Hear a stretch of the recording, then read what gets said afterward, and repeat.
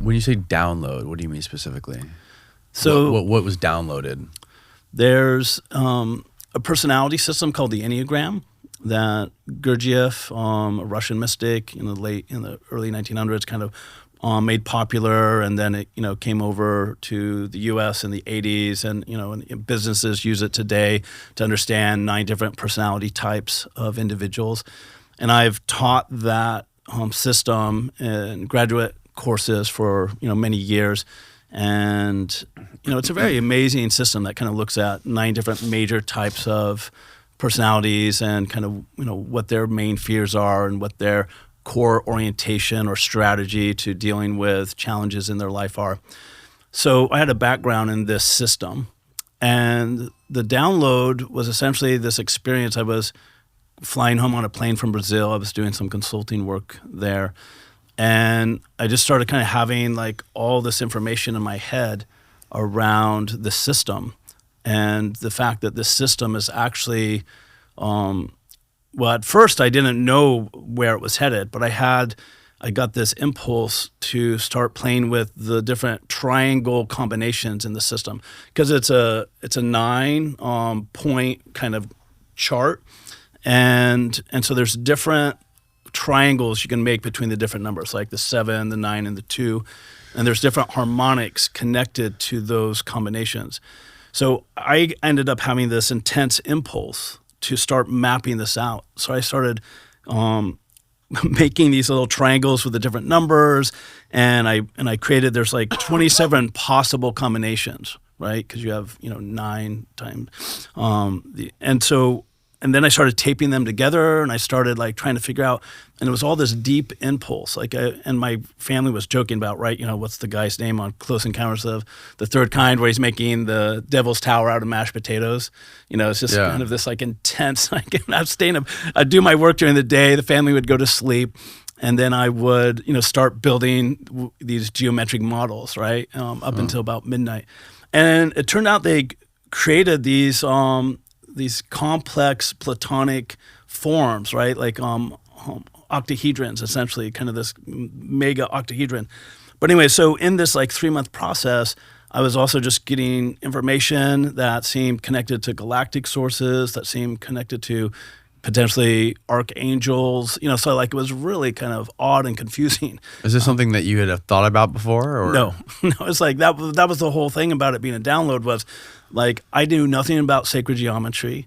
I knew nothing about all these things that were kind of coming through, and there was this impulse, and it was like I was working on it, and then at a certain point late at night, when I got to a place where I knew I was close, I knew I was really close to kind of where this was headed, and I finally made this model, and I have pictures of them. I can pull them up probably.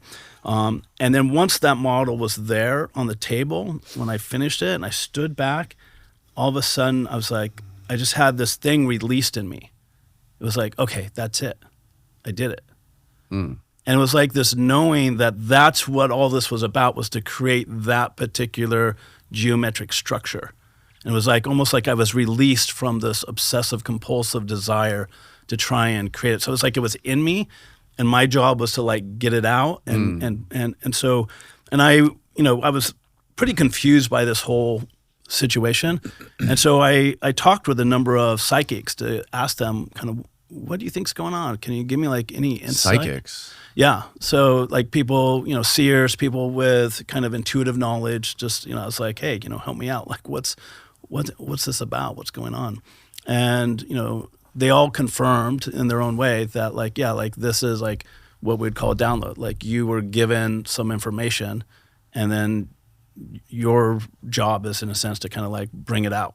And so I've been working on a whole book related to that geometric object. Did this stuff come to you at a specific time of day? Did you have to follow any sort of like creative process to sort of get this stuff to come to you, or was it just coming to you randomly? It seemed to start on that plane trip home for whatever reason, and it just kept occurring. Like there was like it was like this impulse, where I didn't have like a vision, like a geometric vision of something I was trying to work towards. It was more like this info, and it was like I would get a little clue, like, okay, make triangles, okay, and make a bunch of triangles with all the numbers. Okay, now try and connect them. Like, is there a pattern that connects them? Okay, so it's like I was getting these like intuitive hits on kind of step by step what to do, and maybe that was just a creative process, totally within my own kind of psyche. It didn't feel like that. It felt like something else was going on.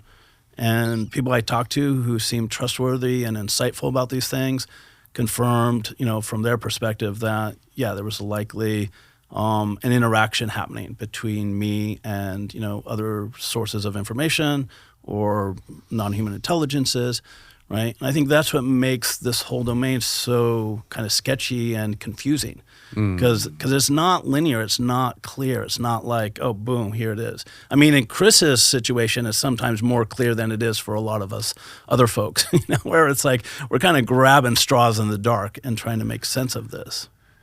It's like a minefield trying to navigate this topic because there's so many grifters that are involved in it. And especially when you start talking about psychics, I mean, there's so many psychics that are so full of shit. It's unbelievable. Right.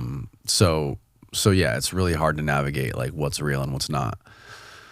But I mean, what you're describing sounds a lot like Rosicrucianism, right? Which has been a topic that has come up on this podcast a lot recently. Which Diana Pasulka talks about in her book, where some of these Space Force rocket engineers practice these protocols where they like don't drink caffeine and they go out in the sunlight and they try to like tap into some sort of extra perception or some sort of intelligence that is not perceivable normally. Yeah, well, the esoteric traditions are full of those protocols. Yeah. Right. And there are people, like Tyler D and others, and, and Jacques Vallée's connected to, Rosicrucianism, as was Hynek, so they both have links into that particular tradition.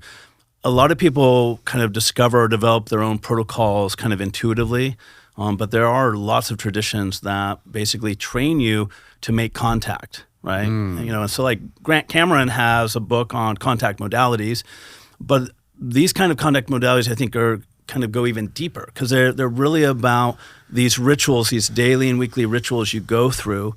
And they can be simple, just like getting up at the same time a certain way, journaling. Like they don't have to be weird and esoteric, but there's like a process that you put your awareness in your body. Usually your body's involved, right? Like not having caffeine or running every day. It's like the body is some sort of, you can treat your body as an antenna. Yeah. And so these traditions have these protocols, and from my understanding and kind of my working hypothesis is these protocols activate different subtle bodies. We have multiple subtle bodies, and we have different types of inner senses connected to different subtle bodies. And so different protocols activate different bodies and senses, and then based on that, you'll have access or contact to certain types of energies and or intelligences.